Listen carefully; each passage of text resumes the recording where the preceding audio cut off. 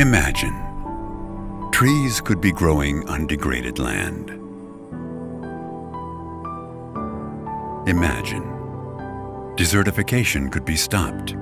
Hundreds of millions would not have to leave their homes.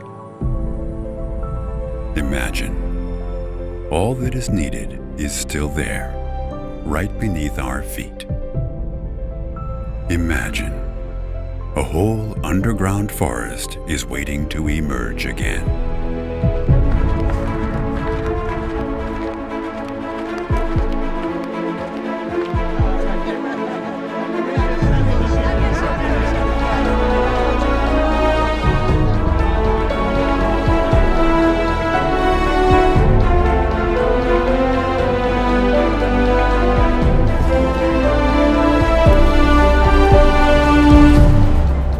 Desertification is advancing at an alarming pace.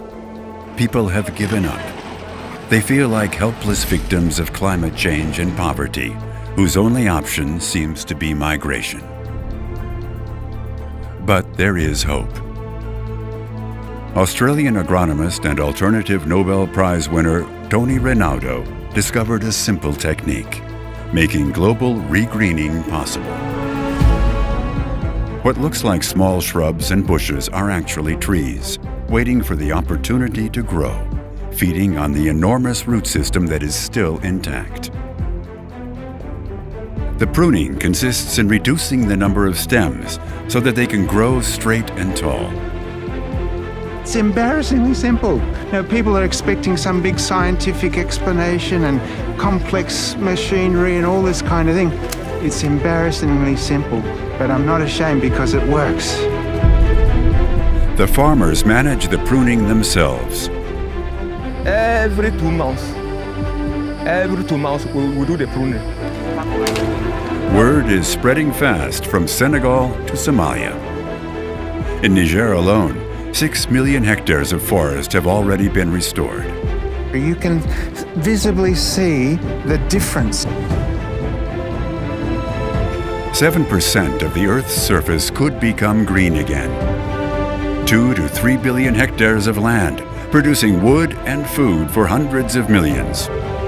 And more importantly, giving people back their dignity. But what I really see when I go back into the villages is the restoration of hope. And when you have hope, you can do anything. You believe in yourself, you believe in the future. The restoration of hope is the real gift. Imagine we could spread this message around the globe and achieve restoration on an unprecedented scale.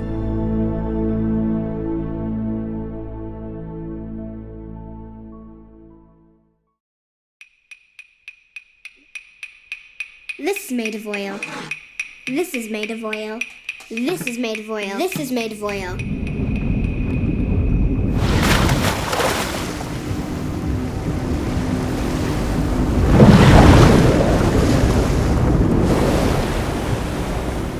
It can feel like you're up against something that's so massive, that's got the support of governments and people who are so much more powerful than you. We say between 10 to 20 billion barrels of oil are still out there for us to get after. It represents a massive opportunity for us. If all of that was found and combusted, that is a huge amount of carbon dioxide, just from, remember, the North Sea, the UK's North Sea. I feel like I got to a point where I was so desperate about what should I do, what can I do. I'm taking the UK government to court to pull the plug on public payments for big polluters. We have an addiction to oil and gas in our society. Effectively, we're living inside an oil machine. It became an engine driving forward the UK finance sector. This is made of oil. This is made of oil. Which means that people's pensions, savings and investments in the UK are actually invested in financing a future that no one wants to see, but no one really realises.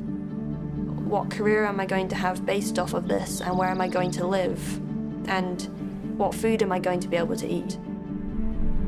I believe that what we do over the next 5 years will determine the future of humanity for the next millennium.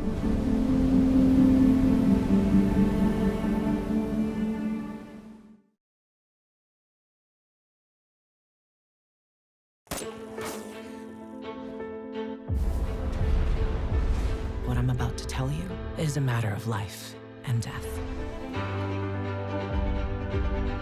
If the soil dies, we die. The facts have been proven. Roundup does cause cancer.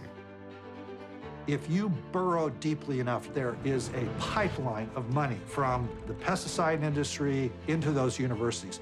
They're getting the kind of science that money can buy.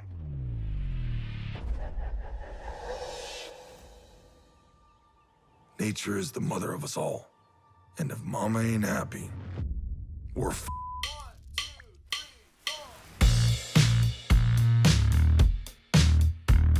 But there's a way to save our precious soils. It's called regeneration.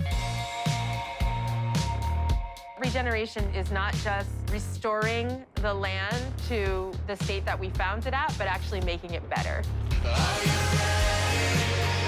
We have added over 96 tons of carbon per acre into our soil. Can we mitigate climate change? Absolutely. We're going to check the underwear in the regenerative versus the conventional soybean field and see if we can tell a difference between the microbial activity. We've eliminated insecticides, pesticides, herbicides. We are saving upwards of $400 an acre. It works out to be about $2 million a year in savings. That is serious cash. I forgot my suit. I feel like I'm underdressed. But if you are the people who can make a change, well, it's high time to finally get regenerative agriculture. Let's prioritize the farmer.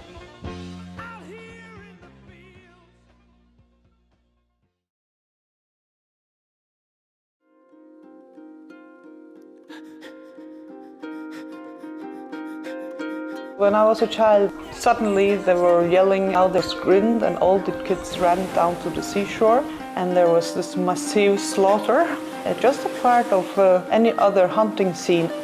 It was food. It is handmade by myself.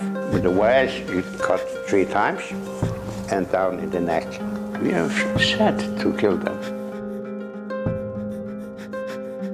We were not thinking so much about that blood, because we know that an animal, when it dies, it bleeds. Before I went there, I was really expecting to see monsters, kind of. And I've met people who were normal people. It's just that they have this thing with the whales that completely twisted. If you are used to live in nature, then it's much more natural for us than to go to the supermarket and buy something that is vacuum packed. Hundreds of people on the beach and kids running all over the place, so excited. It was like Disneyland. There is no empathy. This is not complex, sensitive, intelligent animal with individuals who care for each other. It's time to walk together, to turn red.